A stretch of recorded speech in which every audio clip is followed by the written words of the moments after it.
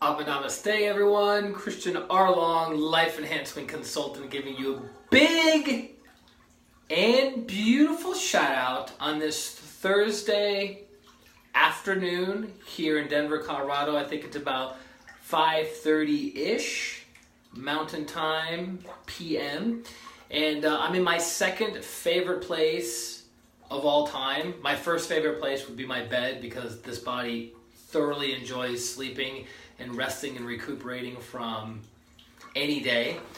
And I'm actually Namaste, and I'm actually in my tub practicing what I preach. Jimmy, Namaste. Leanne, Namaste. And for those of you guys know, we do these live streams every single day, rain, sleet, or shine.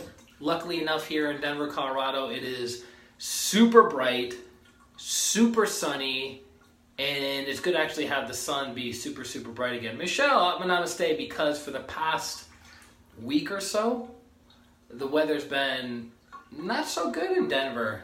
Denver's known for being one of the sunniest places in the United States. I think Santa Barbara has more sunny days per year than Denver, but Denver's 300 days of sunshine per year. One of the big reasons why I moved out here.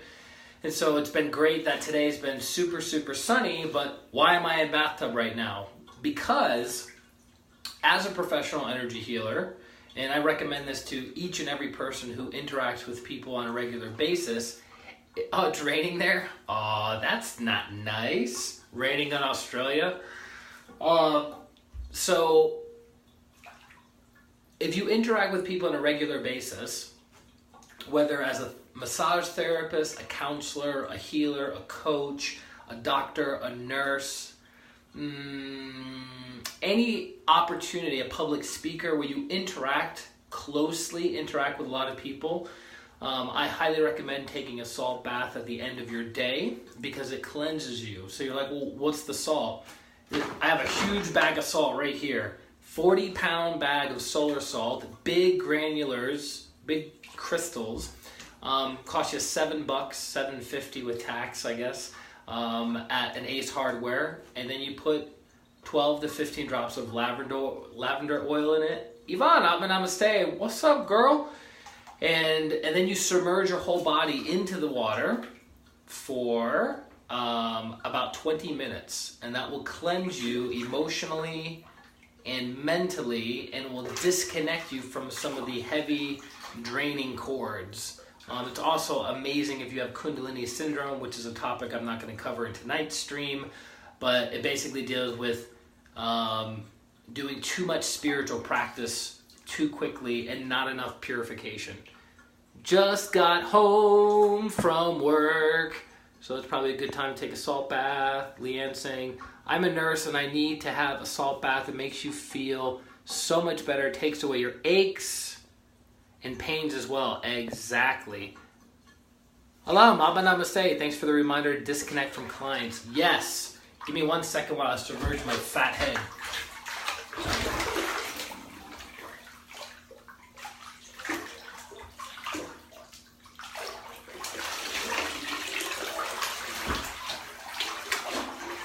Oh, yeah. But it's so good for you that I've regularly been doing salt baths for probably going on 15 years at this point. No matter where I've lived, I've always made sure there's a tub. I don't even think I've ever even stayed in a place that didn't have a tub. So even when I'm traveling, I do my best to grab some salt, grab some lavender oil, and disconnect, right? So, it's so good. It's so good. It's a very weird day. It was good. It was good. A lot of gratitude today, a lot of high-level emotion, like higher vibrational emotions that even I'm not used to experiencing on a regular basis. So a lot of gratitude has been hitting me hard. I only have a shower, so only a shower. All right, well, you can do salt scrubs. Yeah, if you can't do a bath, you can definitely do a salt scrub. You can either buy pre-made salt scrubs that have all the ingredients in them, and then you wet your whole body, and then you scrub every single nook and cranny of your body. and that will cleanse out any disease congested energies within your energy body, and then you rinse off and you'll feel much, much lighter. But you want to let the salt stay in your body for, maybe 5 or so minutes to have it break up the congestion. So salt is green energy, right? And water is basically magnetic. It pulls energy, it pulls congestion. So the water pulls the congestion off of you, and then the green energy from the salt breaks up the disease-congested energy. So it's really, really good. So what topic are we talking about tonight, right? We do these live streams every day. We talk about energy healing, we talk about meditation, we talk about practical spirituality.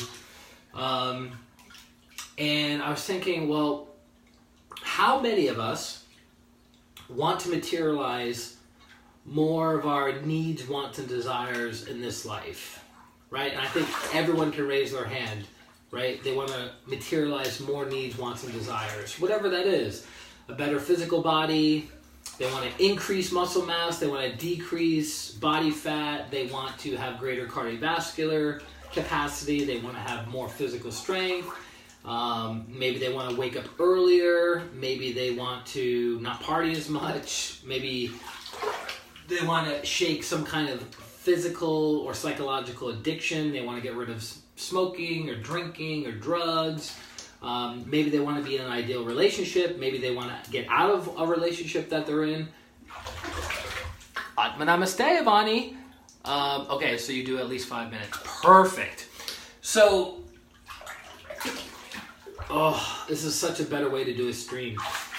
So, I remember when this body was 14, 15, 16 years old, and it used to work at a mall in Berlin, Massachusetts. It was actually on the Berlin-Marlboro line, the two little towns.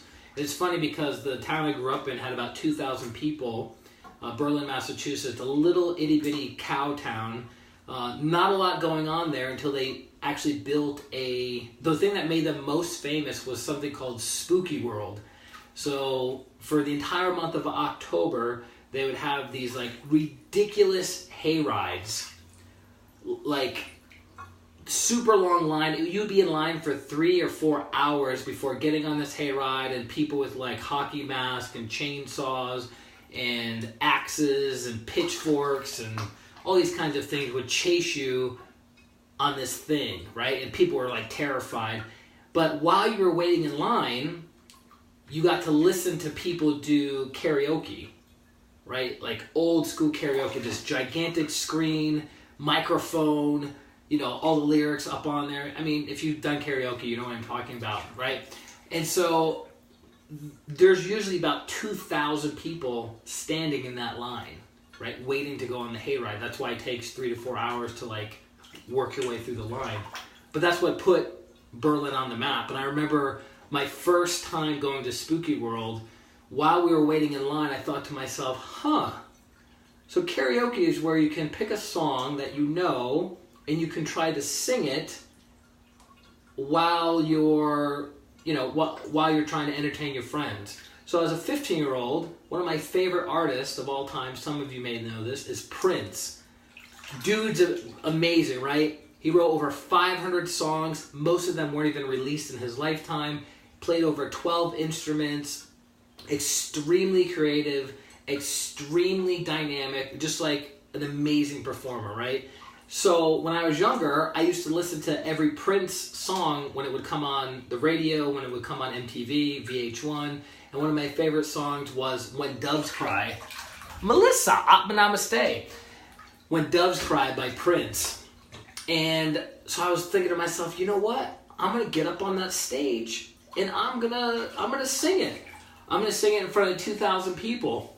Well, I ended up singing the entire Prince song When Doves Cry as a 15-year-old in front of 2,000 people on this gigantic stage. And it was amazing because, not saying I was amazing, not saying I was like, I probably was tone deaf, I'm sure, at different points in the song. But the applause afterwards was so phenomenal. and so inspiring. I was like, if only I could do this for a living. Not perform musically, but just be in front of a group of people and entertaining them in some way, shape, or form. And in a roundabout way, I do that now through the talks that we do online or talks that I do at different events, what have you, but not to that scale of 2,000 people at one time. And I remember at the end of it, everyone was like calling me Prince. They're like, Prince, Prince, Prince. And then they were like, when I got back in the line, people would notice me and they would point. They'd be like, that's the Prince guy. Yeah. High fives. People passing me stuffed animals, which I don't know why you would have a stuffed animal on Halloween. That's kind of weird. But Michelle says, wow, what's up, Prashant? Who doesn't love Prince? So it was a great time. And that was the thing that put Berlin, Massachusetts on the map until there was some kind of fire one year that Spooky World wasn't meeting the fire code or fire regulations, and they closed down the whole thing. And that would have, quote-unquote, destroyed the town because nobody ever came to Berlin, Massachusetts other than going to Spooky World. That's what made the town famous until they built the mall. And as soon as the mall got built, everyone and their mother, brother, father came to go to this mall because it was new, it was shiny, it was interesting, and apparently people in New England can't get enough malls. Probably because the weather most of the year is really bad outside. So people are like, let's hang out in the mall. So all the teenagers are hanging out in the mall. All the 20-somethings are working at the mall. So when I was a teenager, I applied and I ended up working at one of the fast food restaurants called Damon's Sandwiches. And I remember I had this, it was called Little Fat Notebook. Little Fat Notebook. It was short and it was thick, and I guess that's where they came up with Little Fat Notebook. And it had light blue-ish green pages. And I remember the beginning of my shift every single time, and I worked like 6-7 days a week because I was all about making as much money as I could at that time. And I remember before I would get on shift, I would sit down and I would write with a pen. I would write out my goals. I would write out my aspirations. I would write out things that were important to me, things I wanted to accomplish, things I wanted to get done. Make X amount of money per year, go and travel to these different places, buy a really expensive, super fast computer. Things that a teenager would think about at that point in their development. My thoughts are a little bit different now than back then. Over 20 years ago. So I realized that habit of sitting down and writing things down, it does two things. One, it gives somebody clarity. Because as you're sitting and writing something down, Rocky, namaste. As you're sitting and writing something down, you're getting clarity as to what it is that you really need, want, and desire. That if you just keep it up in your head, it can be fuzzy, it can be vague. And one of the principles to materialize something is clarity, right? If I said to you, hey, I can buy you a ticket anywhere in the world, where would you want to go? And you say, I want to go to California. Okay, it's still pretty general. It's more specific than I want to go to North America, but it's still pretty general. But if you sat down and go, okay, of all the airports in California and all the cities in California that I would like to go to and visit and have an experience at, where would I want to go? Okay, San Diego, which San Diego was actually one of the things I wrote about, and I went there for the first time last year. So you write down, okay, I want to go to San Diego, so that means I have to go to the San Diego airport. That's where I want my ticket to be, right? And so clarity is super, super, super important, and writing things down gives you that clarity. The other thing it gives you is that when you write something down, you're using your physical body and physical instruments to take an idea, which is subtle, which is refined, right? And you're stepping it down. Lloyd, namaste.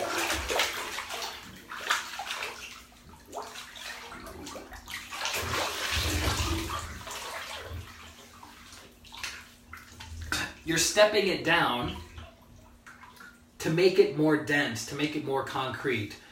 Doesn't that make sense? So if you want to materialize something, does that mean you have to, does that mean that thing stays in the spiritual world, or does that thing have to go from very, very subtle, very, very refined, almost non-physical, to more dense, less subtle, less refined, more concrete, right? More gross, not in the sick sense, but gross as in the density sense, right? It needs to be grosser to materialize. So when you sit down and you write out the things that you need, want, and desire, right? It's more powerful than if you just keep it in your head. Also, another thing that people ask a lot about is, well, can I write it in my computer? No, Bob, namaste. Can I write it in my computer, right?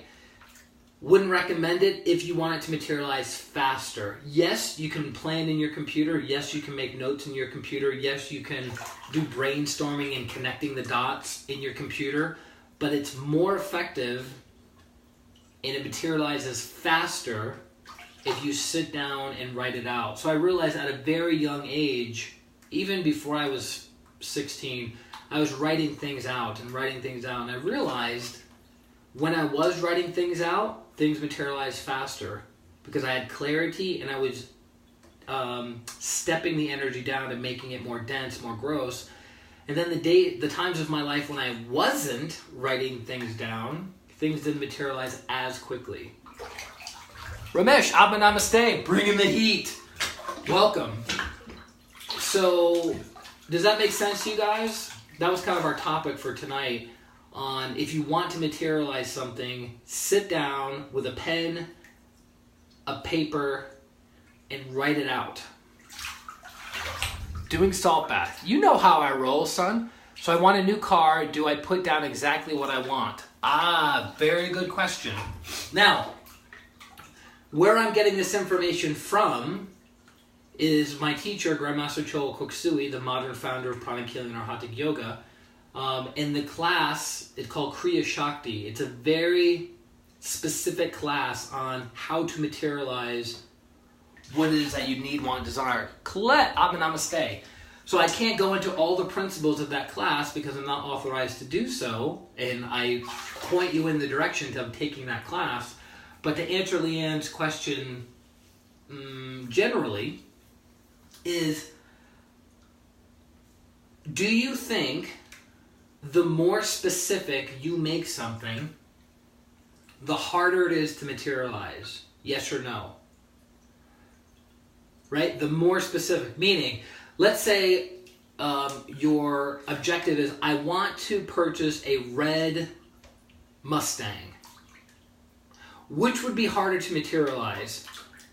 A red Mustang or a fire red Mustang 1969 with white interior, a stick shift with what else? With nitrous. What would be harder to materialize? The second one, right? Because the more detailed, the more specific you are, the longer it will take to materialize. It doesn't mean that it's impossible. It just means it will take you longer. So you have to have realistic expectations of like, well, you know, how long am I willing to wait to materialize X, Y, and Z? That's why, Amanda, I'm a namaste. That's why a lot of people don't materialize the things that they want in their lives because they're so overly specific, and then they get impatient that it hasn't materialized yesterday, and then they just give up on it, right? So the more specific you are about the thing that you need, want, desire, the longer it's going to take to materialize. And if you're all right with that, then so be it. But if you're like, I want to materialize a red Mustang, bam, you could probably do it today, right? Because there's way more red Mustangs than there are of the other options. So Leanne says, well, I want a new Soul Crystal Red CX-5 Mazda Max Sport. I like the little tiny car at the end of that. That's adorable. Yeah, so So that's good. So you have clarity, right? Which is the first part of properly materializing something. And then when you think about, when you have clarity, what you activate in your brain is called the reticular activation system. The RAS, reticular activation system, which means whatever you focus on, you'll tend to see more of. So if that's your objective, to get a new Soul Red CX-5 Mazda Max Sport car, I bet you're going to start seeing more new Soul Crystal cars on the road and more red cars on the road, because that's where your intention is. So that's the benefit of that. And your brain is blocking out all the other things that are not related to the thing that you're trying to attract. So that's a good thing. So yes, be clear, but don't be overly optimistic. Don't be overly optimistic. Does that make sense? Is that clear? See, Leanne just validated a universal truth. I see them every day because that's where her mind is focusing, which is actually very interesting. There's an old saying, an old Native American saying, where it's a story of two wolves. And one wolf is good and one wolf is bad. And the grandson asked the grandfather, which wolf is going to survive? Of the good wolf and the bad wolf? And the grandfather says, the one that you feed. The one that you feed. So if you focus on good things, if you focus on positive things, if you focus on what you want in life, the likelihood will be greater than if you focus on what's wrong, focusing on what you're ingrateful for, focusing on pessimistic things that drop your energy, things that make you feel bad about yourself, bad about others, bad about the world, right? So focus on what you want versus focusing on what you don't want, which is actually very interesting, because if you ask many people, what do you want? They'll immediately start talking about all the things that they don't want, whether in a partnership, whether in their physical body, their career, their finances. I don't want to be broke. I don't want to be miserable. I don't want to be stuck with a partner that I don't have any chemistry with. Blah, blah, blah, blah, blah, right? They focus on what they don't want, and then guess what? They continue to get more of that versus focusing on what you do want, which goes back to our original point. When I see one, Ada, Abba Namaste. When I see one, I thank the universe for my new red car. Perfect. Good. Good. So gratitude. See, this is going into a whole class that we're not gonna have time to do a whole class on this.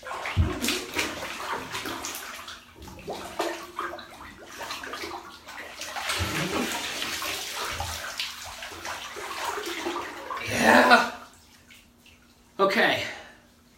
So I think that's good enough for this evening. I think we covered the point clearly. I think we banged it home, pounded it home, drove it home, so you guys understand it, that if you want to materialize something faster, get out a pen, get out a piece of paper, and write down what's in your head onto a piece of paper to get greater clarity of what you need, want, desire, and step down the energy from subtle and refined to dense and grosser. And yes, there are other factors to materialization. That's why I again point to the class Kriya Shakti.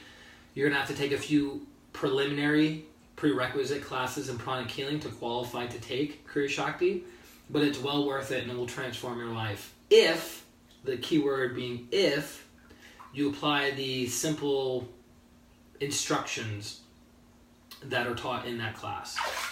So, that being said, for those of you who are in need of healing, and we all are in some way, shape, or form, I would recommend going to ChristianRLong.com/services, ChristianRLong.com/services, and then my online calendar is right there. You look for a time that's appropriate for both of us. You schedule it. I send you a PayPal link for you to pay. We meet each other on Skype, Zoom, or FaceTime. We see each other. 30 minutes of coaching around the area that you're stuck in, 30 minutes of healing to unstick you and move you forward to transform your life. And I've had the honor and blessing of doing this with thousands of people over the past 15 years with a very good success rate. And that's it. That's it, you beautiful souls. So thank you for sharing your time and energy with me this evening. If you got value out of today's stream, share it, like it, love it on your personal and professional page, and get the word out. That's it. Super easy. So this is ChristianRLong, Life Enhancement Consultant, wishing you a beautiful day, a beautiful week, and a beautiful life. Atma, namaste. Bye-bye.